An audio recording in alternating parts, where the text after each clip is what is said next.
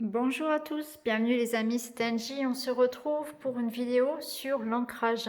J'avais envie de vous faire cette vidéo depuis un certain temps. Je vous ai notamment partagé une petite prière, un rituel d'ancrage au quotidien, et je trouvais que c'était pertinent de vous en dire plus aussi sur ce que c'est réellement, parce que pour certains ça peut paraître abstrait. C'est un mot qu'on voit, qu'on entend un petit peu partout, mais on ne sait pas forcément à quoi ça correspond et surtout comment savoir si on en a besoin et comment le faire. Donc là, dans cette vidéo, on va aborder un petit peu tous ces points. Alors pour m'accompagner, j'ai du coup sorti quelques cartes, notamment de l'oracle des murmures, qui évoquent l'ancrage. Alors, l'ancrage, qu'est-ce que c'est? L'ancrage, c'est être relié à la terre. C'est être relié au moment présent, c'est être dans son corps, être conscient de son corps, être pleinement dans son corps, tout simplement dans le ressenti, et non dans le mental. C'est vraiment ça, c'est être dans le corps. C'est aussi être en connexion, si vous voulez, avec la terre, avec tout ce qui est du domaine matériel, manger, les relations, c'est tout ce qui est en lien vraiment, tout ce qui sollicite finalement notre corps aussi. Donc c'est l'ancrage, on va dire qu'il est d'un point de vue, si vous voulez, du corps, il est relié au chakra ici, au chakra racine, qui est le premier chakra, qui se situe au niveau du périnée. Et puis, donc c'est un chakra qui va donc du périnée jusqu'au pied, puisque jusqu'à l'ancrage, jusqu'à ce qui nous relie finalement au sol, à la terre. C'est vraiment, si vous voulez, nos racines, ce qui nous relie au matériel, à nos racines, à la terre. C'est ce qui nous ramène au corps. De manière plus générale, on va dire ça, on va dire c'est ce qui nous relie à la terre, au corps, au moment présent. Voilà l'ancrage, relié au chakra racine, de couleur rouge. Alors pourquoi s'ancrer? Alors tout simplement pour être bien dans sa vie, pour vivre son incarnation pleinement. On ne peut pas être pleinement équilibré, heureux, en paix et en sécurité si on n'est pas bien ancré, si on n'est pas bien dans sa vie, dans son domaine ici matériel. Donc bien s'ancrer, pourquoi? Pour être en paix, pour ressentir plus de paix, pour se sentir plus en sécurité dans sa vie, plus stable aussi. Donc ça permet aussi d'avoir plus d'énergie, ça permet de moins se disperser, d'avoir moins de stress, moins angoissé aussi pour l'avenir. Ça permet aussi d'avoir des bases solides et de pouvoir s'élever. Parce que là, si vous regardez cette vidéo, j'imagine que vous êtes dans un cheminement de développement personnel. Et si on veut s'élever, plus on veut s'élever, plus il faut avoir des racines bien ancrées. Vous voyez, c'est un petit peu à l'image de cet arbre ici. Si cet arbre n'est pas bien enraciné, plus il va grandir, avec le poids, il va tomber. Donc c'est un petit peu comme nous. Si on n'est pas bien ancré, bien enraciné, on ne pourra pas s'élever, on ne pourra pas étendre nos branches, tout simplement.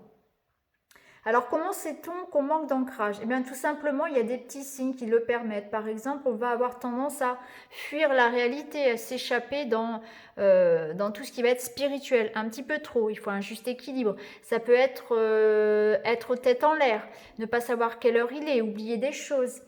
Pour certains, ça va être sauter des repas, oublier de manger. Vous voyez, c'est être un petit peu trop désorganisé, tête en l'air. On a du mal aussi à faire des choix, on a du mal à passer à l'action, à prendre des décisions. C'est un petit peu ça aussi, manquer d'ancrage. Voilà. Donc c'est un manque en fait de racines, c'est un manque de contact avec le moment présent, avec le matériel aussi. C'est les gens aussi qui ne s'intéressent pas trop à l'argent, pas trop matérialistes. Alors bien sûr, il faut un juste équilibre. Alors, justement, donc quels sont les bénéfices de ça? Pourquoi s'ancrer finalement? Eh bien, justement pour tout ça, pour se sentir plus en paix, plus en sécurité, aussi pour apprendre à lâcher prise, pour être plus stable émotionnellement aussi, pour avoir plus d'énergie et surtout, voilà, pour pouvoir s'élever davantage également. Alors comment on fait? Eh bien, il y a plusieurs façons de faire. Donc on peut déjà se relier à tout ce qui est nature, donc tout ce qui est les arbres, l'eau, la montagne, la campagne. On peut marcher pieds nus dans l'herbe, on peut aller voir les arbres, se reconnecter, aller se balader dans la nature par exemple, se baigner dans la mer, aller en montagne. Alors certains vont aussi toucher les arbres, hein, mais ça peut être tout simplement voilà, se reconnecter à la nature d'une manière la plus large possible. C'est-à-dire vous pouvez jardiner aussi, hein, vous pouvez faire votre propre jardin tout simplement. Tout ce qui est en lien avec la nature. Il y a aussi certains aliments qui permettent de s'ancrer, donc ça peut passer par la nourriture, par exemple tous les aliments racines, donc les betteraves, les carottes, les pommes de terre, etc. Tout ce qui pousse vraiment dans la terre et qui ont d'ailleurs tendance à être rouges d'ailleurs. Hein. Aussi, on peut s'ancrer par le sport, tout simplement, hein, vu que ça passe par le corps, tout ce qui va être sport, activité du corps, va vous permettre de vous ancrer. Hein, donc le yoga, le sport, peu importe le sport. Il y a aussi les massages hein, qui ramènent au corps, hein, puisqu'on est on est vraiment dans le ressenti ici, on n'est plus dans le mental. Hein.